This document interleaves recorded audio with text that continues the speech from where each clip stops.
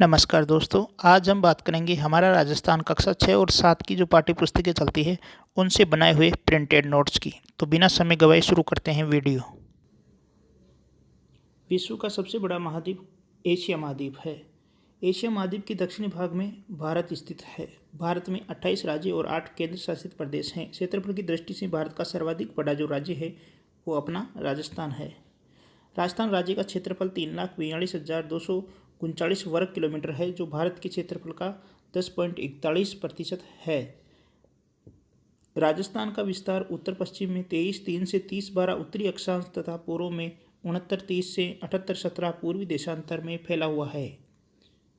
आगे बात करते हैं। राजस्थान में उत्तर से दक्षिण की लंबाई 826 किलोमीटर है तथा पूर्व से पश्चिम की लंबाई 869 किलोमीटर है, 869 किलोमीटर है। राजस्थान में कुल 33 जिले हैं और क्षेत्रफल की दृष्टि से जैसलमेर जिला राजस्थान का सबसे बड़ा है, जबकि सबसे छोटा जिला है धौलपुर जिला। सर्वप्रथम सूर्योदय और सूर्यास्त धौलपुर जिले में होता है। राजस्थान में 33 जिलों को 7 संभागों में बांटा गया है। जयपुर, दौसा, सीकर, झुंझुनू, अलवर ये 5 जिले जयपुर संभाग में आते हैं, जबकि जोधपुर, बाड़मेर, जैसलमेर, पाली, जालोर, सिरोही ये 6 जिले जोधपुर संभाग में आते हैं। बीकानेर, चूरू, हनुमानगढ़, गंगानगर ये 4 जिले बीकानेर संभाग में आते हैं, जबकि अजमेर, भीलवाड़ा, टोंक, नागौर ये 4 जिले अजमेर संभाग में आते हैं। कोटा, बूंदी, बारा, झालावाड़ ये 4 कोटा संभाग में आते हैं, जबकि उदयपुर, राजसमंद, चित्तौड़गढ़, डूंगरपुर, बांसवाड़ा, प्रतापगढ़ ये 6 जिले उदयपुर संभाग में आते हैं। भरतपुर, धौलपुर, सवाई माधोपुर, करौली ये 4 जिले भरतपुर संभाग में आते हैं। और राजस्थान के 5 पड़ोसी राज्य हैं पंजाब, हरियाणा, उत्तर प्रदेश यानी यूपी, एमपी और गुजरात। राजस्थान की स्थलीय सीमा की लंबाई है 5,920 किलोमीटर। भारत की पाकिस्तान से लगने वाली रेड क्लिफ रेखा की लंबाई है 1,070 किलोमीटर। राजस्थान के साथ सबसे लंबी सीमा बनाने वाला राज्य मध्य प्रदेश है। प्रथम वेद ऋग्वेद था। आर्यों का प्रारंभिक जनतंत्र मरु प्रदेश को कहते हैं। मरु प्रदेश में बीकानेर, नागौर, चूरू, गंगानगर, जैसलमेर और बाड़मेर जिले आते हैं। जांगल प्रदेश की राजधानी अहिछत्रपुर नागौर थी।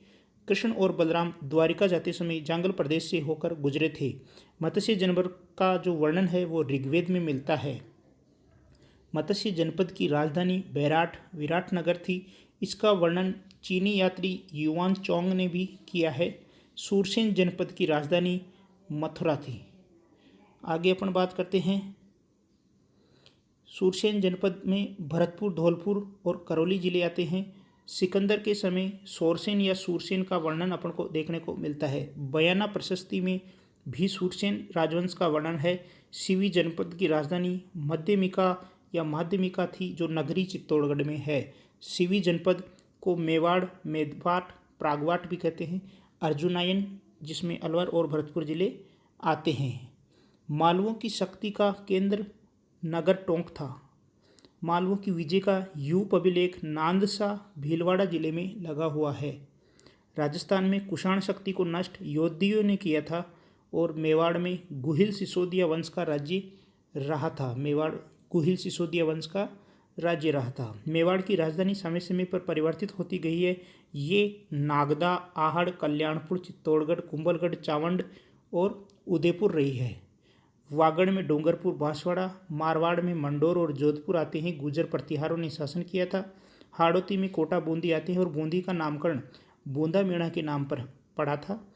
ढूंढाड़ में जयपुर के कछवाहा राजपूत आते हैं। मेवात में अलवर, भरतपुर आते हैं, जिसमें हसन खां मेवाती जो महाराणा सांगा की ओर से खानवा के युद्ध में अकबर से लड़ा था। मांड या वल्लभ में जैसलमेर आते हैं, जिसमें गुर्जर प्रतिहारों ने राज्य किया था। कांठल में प्रतापगढ़ आता है। मालवा में झालावाड़, शेखावाटी में सीकर, चूरू, झुंझुनू, मेरवाड़ा में ब्यावर, अजमेर और प्रशंसा में जो अभिलेख लिखे गए थे उनको अपन प्रशस्ति कहते हैं। गठियाला अभिलेख में प्रतिहारों का, जबकि बिजोलिया अभिलेख में चौहानों की बारे में जानकारी मिलती है और चीरवा का जो शिलालेख है उससे रावल समर सिंह की जानकारी मिलती है। ताम्र संस्कृति के अवशेष हमें गणेश्वर सभ्यता, नीम का थाना, सीकर से प्राप्त होते हैं।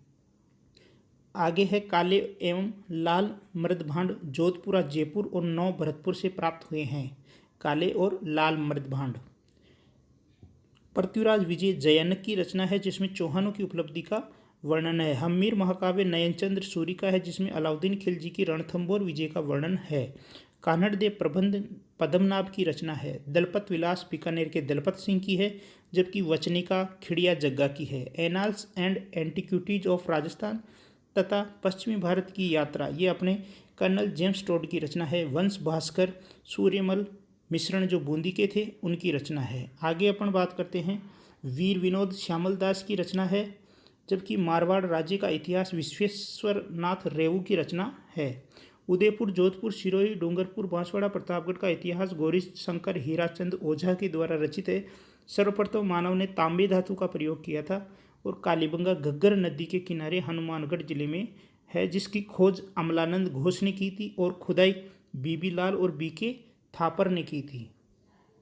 आगे है मकानों में ईंटों का प्रयोग, लकड़ी व ईंटों की नालियाँ, अग्निकुंड, वेदिकाएं, सिंधु सरस्वती सभ्यता, जुती हुई कृषि, गोमुख के प्याले, तांबे के बैल, कांस्य के दर्पण, हाथी दांत का खंगा, मिट्टी के बर्तन, ये कालीबंगा से मिलते हैं। आहड़ या आघाटपुर, बेड़च नदी के किनारे उदयपुर में ताम्रवती और धूलकोट के नाम से जानी जाती है। आहड़ 4 से 6 चूल्हे, संयुक्त परिवार, सामूहिक भोजन व्यवस्था, उच्च कोटि के चावल, भट्टी नुमा चूल्हे, 26 मणि और 6 तांबे की मुद्राएं और 3 मोहरें, ये प्राप्त हुई है आहड़ से। बालाथल वल्लभनगर उदयपुर में है, जहां 11 कमरों का भवन, तांबे के चाकू, कुलाड़ी, छेनी, बाण, कर्णफूल, हार, लटकन, मिश्रित अर्थव्यवस्था यानी कृषि, पशुपालन और शिकार, लोहे गलाने की भट्टियां और बुने हुए वस्त्र, ये बुने हुए वस्त्र मिले हैं विराटनगर और बालाथल दोनों जगह से। गणेश्वर नीमका थाना सीकर में है, जिसे ताम्र संचयी संस्कृति के नाम से भी जानते हैं। मछली पकड़ने के कांटे पूर्वी राजस्थान एवं गंगा घाटी के क्षेत्र में मिलते हैं। विराटनगर या बैराठ बीजक की पहाड़ी और भीम डोंगरी, महाभारतकालीन मत्स्य जनपद की राजधानी थी विराटनगर। आगे है कि पांडव अज्ञातवास में रुके थे विराटनगर में, और अशोक के 2 स्तंभ लेख, भाब्रू का अभिलेख और बौद्ध मठ, ये विराटनगर बैराठ से संबंधित है। 26 चांदी की मुद्राएं, जिनमें से 8 पंचमार्क और 28 यूनानी दार्शनिकों की है। नृत्य करता हुआ मोर यानी नाचता हुआ मोर, पत्थर की संदूक और हाथ से बुना हुआ वस्त्र। देखिए, हाथ से बुना हुआ वस्त्र विराटनगर से भी है, जबकि बालाथल उदयपुर से भी मिलता है। बागोर व ओझियाणा भीलवाड़ा में है। सांबर और जोधपुरा जयपुर में है। नगर और रेड टोंक में है। चित्तौड़गढ़ में नगरी है। नौ भरतपुर में है। भीनमाल जानौर में है। पचमता और गिलोंड राजसमंद में है। राज्य की संपूर्ण शक्ति का केंद्र राजा होता था। प्रमुख मंत्री को दीवान कहते थे। सेना को वेतन देने का काम बख्शी करता था। आमदनी और खर्च का हिसाब रखने वाला खजांची होता था। राज्य की सबसे छोटी इकाई ग्राम होती है। भाई बंधु को दी भूमि का स्वामी जागीरदार होता है। आगे अपन चलते हैं, तो प्रथम गवर्नर जनरल एवं वाइसराय थे लॉर्ड कैनिंग थे प्रथम गवर्नर जनरल एवं वाइसराय। भारत सरकार अधिनियम 1935 लागू हुआ था 1 अप्रैल 1937 को, जिसमें अजमेर मेरवाड़ा के प्रशासन में बदलाव किया गया था। राजस्थान की प्रथम विधानसभा के जो चुनाव हुए थे वो हुए थे 1952 में। प्रथम निर्वाचित मुख्यमंत्री टीकाराम पालीवाल बने थे और मुगल काल में प्रचलित एक प्रशासनिक प्रणाली मनसबदारी कहलाती थी। आगे अपन बात करते हैं, राजस्थान के 4 भूभाग हैं। थार का मरुस्थल जो 61% भूभाग में फैला हुआ है और जिसमें 12 जिले आते हैं और 40% इसकी जनसंख्या है। विश्व का सबसे धनी मरुस्थल है ग्रेट इंडियन डेजर्ट, जिसमें बाड़मेर, जैसलमेर और बीकानेर जोने आते हैं। जवाबी बालू का स्तूप धोरे कहलाते हैं। अरावली पर्वतमाला 9% भाग पर है, जिसमें दक्षिण पश्चिम से उत्तर पूर्व तक इसका विस्तार है। दक्षिण पश्चिम से उत्तर पूर्व तक इसका विस्तार है। खेड़ ब्रह्मा गुजरात से रायसीन पहाड़ी दिल्ली तक ये 692 किलोमीटर इसकी लंबाई है। पूर्वी व पश्चिमी राजस्थान को ये 2 भागों में बांटती है। आगे बात करते हैं, मरुस्थल के पूर्व की तरफ के प्रसार को रोकती है और अधिकांश नदियों का उद्गम स्थल है। राजस्थान की जीवन रेखा कहलाती है और इसकी जो सबसे ऊंची चोटी है वह गुरु शिखर सिरोही में है। 1722 मीटर इसकी ऊंचाई है। पूर्वी मैदान, इसमें गंगा नदी का प्रवाह क्षेत्र आता है और 23% भूभाग पर फैला हुआ है, जिसमें 40% जनसंख्या निवास करती है। सर्वाधिक जनसंख्या घनत्व इसी का है पूर्वी मैदान का, और यहाँ उपजाऊ मिट्टी पाई जाती है। माही का मैदान या छप्पन का मैदान जो प्रतापगढ़ बांसवाड़ा में है। बीहड़, डांग या उत्खाद भूमि, वेटलैंड टोपोग्राफी, ये कोटा से धौलपुर तक का जो चंबल का क्षेत्र है उसको कहते हैं। दक्षिण पूर्वी पठार या हाड़ौती का पठार 7% इसका क्षेत्रफल है और लावा निर्मित मध्यम काली उपजाऊ मिट्टी यहाँ पर होती है। यहाँ का जो ऊंचा पठार है सर्वाधिक वो है उड़िया का पठार सिरोही में। भोराट का पठार उदयपुर और राजसमंद में है। मेसा पठार चित्तौड़गढ़ में है। ऊपरमाल बिजोलिया भीलवाड़ा से भैंसरोडगढ़ चित्तौड़गढ़ तक फैला हुआ है ऊपरमाल। लसाड़िया का पठार है उदयपुर और प्रतापगढ़ में। राजस्थान देश का एकमात्र प्रदेश है जहाँ 5 प्रकार की जलवायु पाई जाती है। राजस्थान के 61% भाग में शुष्क और अर्धशुष्क मरुस्थल है। अति आर्द्र जलवायु दक्षिण पूर्वी क्षेत्र झालावाड़ जिले में पाई जाती है। राजस्थान में 3 ऋतुएं होती है। ग्रीष्म ऋतु में गर्म धूल भरी हवाएं चलती हैं यानी 100 किलोमीटर प्रति घंटे की रफ्तार से, और मार्च से जून तक इसका समय होता है। तो यह है वर्षा ऋतु जुलाई से सितंबर तक होती है। आगे है कि अरब सागर और बंगाल की खाड़ी से राजस्थान में जो सर्वाधिक वर्षा होती है वो होती है बंगाल की खाड़ी से। बंगाल की खाड़ी से भी राजस्थान में सर्वाधिक वर्षा होती है पूर्वी राजस्थान में, और अरब सागर से वर्षा होती है दक्षिणी राजस्थान में। सर्वाधिक वर्षा वाला जिला या सर्वाधिक आर्द्र जिला है झालावाड़, जबकि स्थान है माउंट आबू जिसे जहाँ 150 सेंटीमीटर वर्षा होती है। आगे अपन बात करते हैं, सबसे कम वर्षा वाला जिला है जैसलमेर जहाँ 10 सेंटीमीटर वर्षा होती है, और दक्षिण पूर्व से उत्तर पश्चिम में जाने पर वर्षा में कमी आती है। शीत ऋतु सबसे ठंडा स्थान इस यहाँ माउंट आबू है, और पश्चिमी विक्षोभ जो शीत ऋतु में वर्षा होती है, या भूमध्य सागर से जो उत्तर पश्चिमी भारत में जो गोल्डन ड्रॉप्स भी जिनको कहते हैं, ये गेहूं के लिए बहुत उपयोगी होती है और ये कहलाती है मावट। बहुत बार पूछा गया है मावट। आगे है कि 2 अफवाह क्षेत्रों के मध्य की उच्च भूमि जो वर्षा जल को विभिन्न दिशाओं में विभक्त कर प्रवाहित करने वाली होती है वो होती है जल विभाजक रेखा। राजस्थान में जल विभाजक रेखा होती है अरावली पर्वतमाला।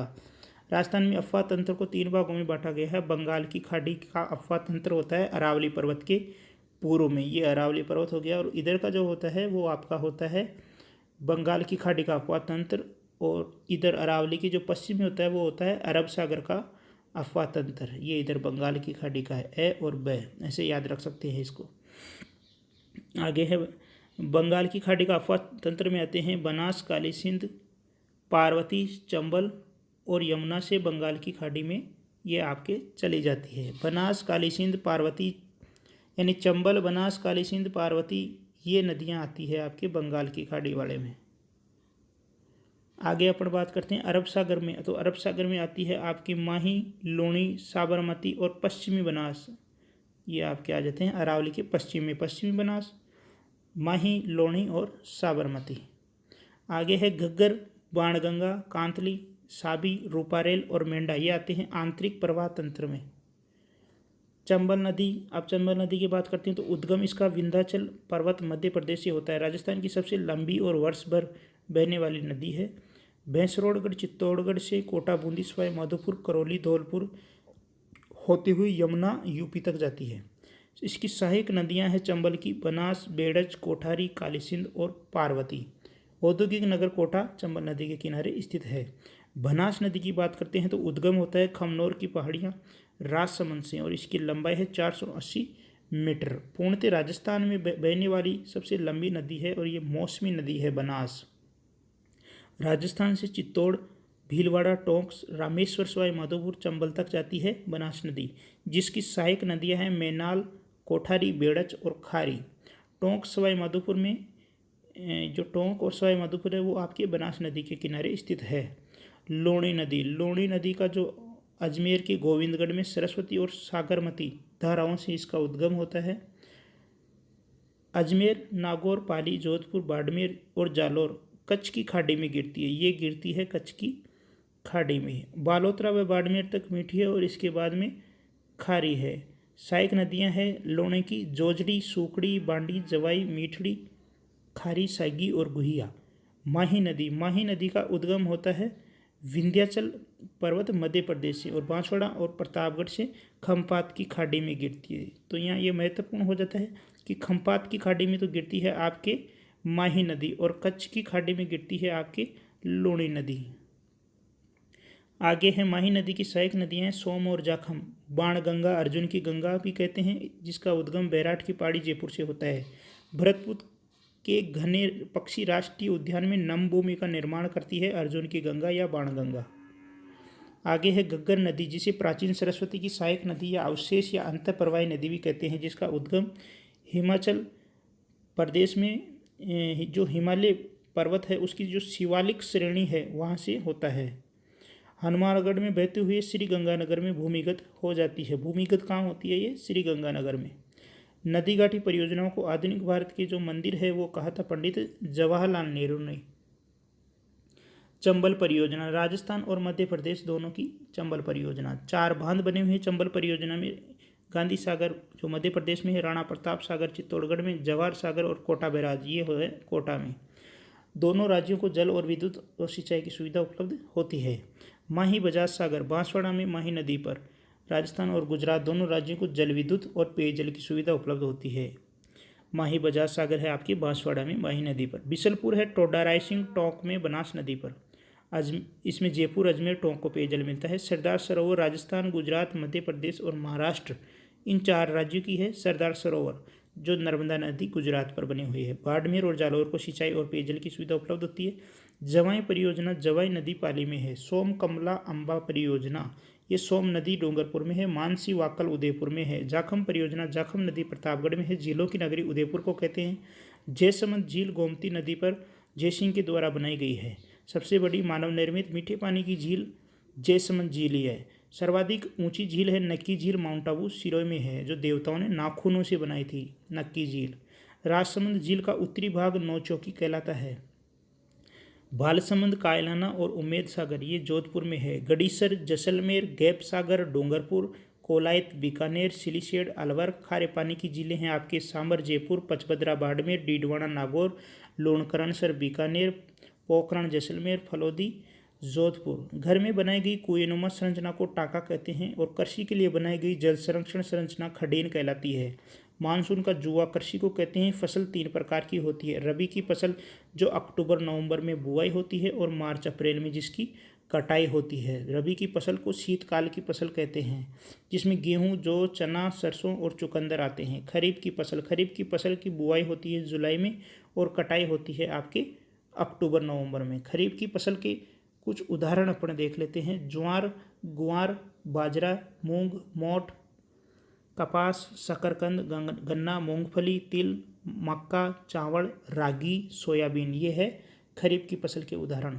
जायद की फसल अप्रैल में बुआई होती है और जून में कटाई होती है। खरबूजा, तरबूज, ककड़ी, फल, सब्जी।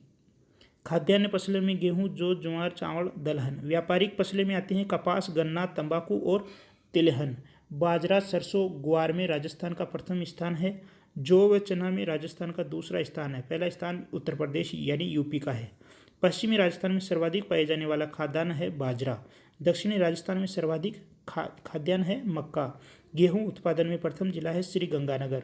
पश्चिमी राजस्थान में इंदिरा गांधी नहर से 17.5 लाख हेक्टेयर क्षेत्र में सिंचाई होती है।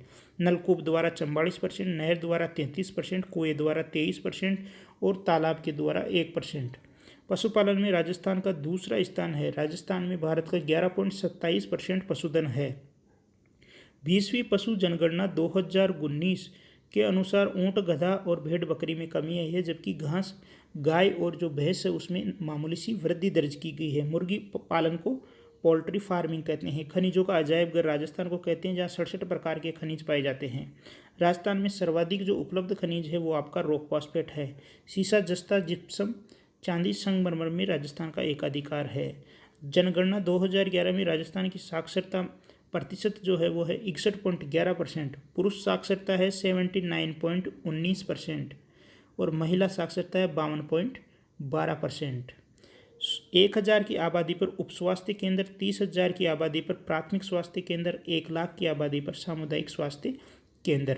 राजस्थान में कोई भी बंदरगाह आपका नहीं है। राजस्थान राज्य पथ परिवहन निगम की स्थापना 1 अक्टूबर 1964 को। सड़कों की सर्वाधिक जो लंबाई है वो जोधपुर में है, जबकि न्यूनतम है धौलपुर में। सबसे लंबा NH 15 है, जबकि सबसे छोटा है NH 71B वर्तमान में, जिसको NH 919 के नाम से जानते हैं। राजस्थान में 2 रेलवे जोन हैं, उत्तर पश्चिम रेलवे और पश्चिम मध्य रेलवे। राजस्थान में 5 रेलवे मंडल है। जयपुर, जोधपुर, अजमेर, बीकानेर और कोटा भारत का सबसे बड़ा रेलवे मॉडल कक्ष है। पश्चिमी रेलवे क्षेत्रीय प्रशिक्षण केंद्र जो उदयपुर में है। एकमात्र अंतर्राष्ट्रीय हवाई अड्डा है सांगानेर में। बीकानेर, जैसलमेर, सूरतगढ़, बाड़मेर, फलौदी, रातानाडा ये जो हवाई अड्डे हैं वो वायुसेना के अधीन हैं। पहली रेलगाड़ी चली थी आगरा फोर्ट से बांदीकुई के बीच अप्रैल 1876 में।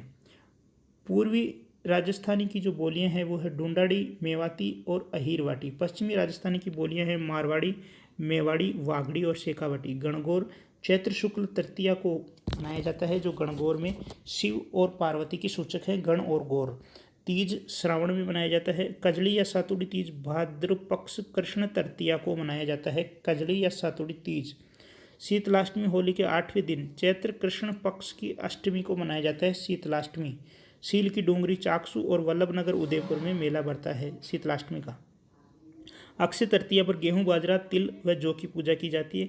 पुष्कर का मेला कार्तिक पूर्णिमा को अजमेर में बढ़ता है।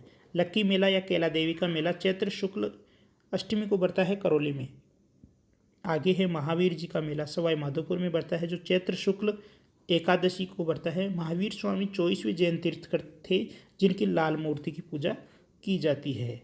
दशहरा मेला कोटा के दुर्जन साल ने चालू करवाया था, जबकि उम्मेद सिंह द्वितीय ने इसको प्रसिद्ध करवाया था। हरियाली अमावस श्रावण कृष्ण पक्ष की जो अमावस होती है, फतेह सिंह ने इसको शुरुआत की थी, जो उदयपुर के फतेह सिंह से 1899 में। सावन की शुरुआत मानी जाती है हरियाली अमावस से। ख्वाजा साहब का उर्स रजब माह की 1 से 6 तारीख तक बढ़ता है। ये ईरान के थे और गरीब नवाज के नाम से प्रसिद्ध है। बेणेश्वर धाम, जहाँ माही, सोम और जाखम इनके संगम पर एक मेला बढ़ता है जिसे आदिवासियों का कुंभ कहते हैं। डूंगरपुर में है ये बेणेश्वर। करणी माता देशनोक बीकानेर में है, जहाँ काले और सफ़ेद चूहे पाए जाते हैं और सफ़ेद जो चूहा होता है उसको अपन काबा कहते हैं। खाटू श्याम जी सीकर में है इसका मंदिर, और फाल्गुन शुक्ल पक्ष की जो दशमी है उससे द्वादश तक मेला बढ़ता है। फाल्गुन शुक्ल पक्ष दशमी से द्वादश। रूणीचा पोखरण जैसलमेर में भाद्रपद शुक्ल पक्ष की द्वितीय से मेला बढ़ता है। गलियाकोट का उर्स है सागवाड़ा डूंगरपुर में, जहाँ फखरुद्दीन मौला की मज़ार है, जिसको मज़ार फ़करी के नाम से जानते हैं, और ये दाऊदी बोरा संप्रदाय की एक पीठ है। जीर्ण माता सीकर, भरतरी अलवर, डिग्गी मालपुरा टोंक, तेजाजी परबतसर, नागौर, गोगाजी बाड़मेर। पंचपीर हैं रामदेव जी, पाबूजी, मेहाजी, अड़बूजी और गोगाजी। गोगा नवमी में भाद्रपद कृष्ण नवमी को गोगामेडी हनुमानगढ़ में मेला बढ़ता है। तेजाजी मेला है परबतसर में भाद्रपद शुक्ल दशमी को। पाबूजी ऊँटों के देवता कहलाते हैं और पाबूमंड स्थान पर मेला बढ़ता है। ये फल्ड चित्रण के लिए प्रसिद्ध हैं पाबूजी। रामदेव जी को रामसा पीर और अवतारी पुरुष कहते हैं और ये सांप्रदायिक सौहार्द के प्रतीक माने जाते हैं रामदेव जी। मीराबाई कुड़की मेड़ता, जिनका विवाह हुआ था भोजराज सिसोदिया से। दादू दयाल को 1585 में फतेहपुर सीकरी में अकबर से मिले थे और इन्होंने देह त्यागी थी 1603 में नरेना जयपुर में। जाम्बो जी का जन्म पीपासर नागौर भाद्रपद कृष्ण अष्टमी को 1508 विक्रम संवत में हुआ था। जाम्बो जी का जन्म पीपासर गांव में नागौर जिले में भाद्रपद कृष्ण अष्टमी को 1508 में हुआ था। जसनाथ जी का जन्म कतरियासर बीकानेर में हुआ था। ये चमत्कारी योगी के नाम से प्रसिद्ध है। श्रद्धानाथ जी शेखावटी के अशिक्षित थे, जिन्होंने दूसरों की शिक्षा के लिए बहुत प्रयास किया था और ये स्वच्छता में ईश्वर का निवास मानते थे। लकड़ी के बेवाण बस्सी चित्तौड़गढ़ के प्रसिद्ध हैं। आगे बात करते हैं कठपुतली। तो कठपुतली के लिए उदयपुर प्रसिद्ध है। लकड़ी की मूर्ति जेठाना डूंगरपुर, फर्नीचर शेखावटी और बीकानेर की, टेराकोटा मोलेला नाथद्वारा अलवर बाड़मेर का, ब्लू पोटली जयपुर की, थेवा कला या कांच पर सोने की नक्काशी ये आपके हैं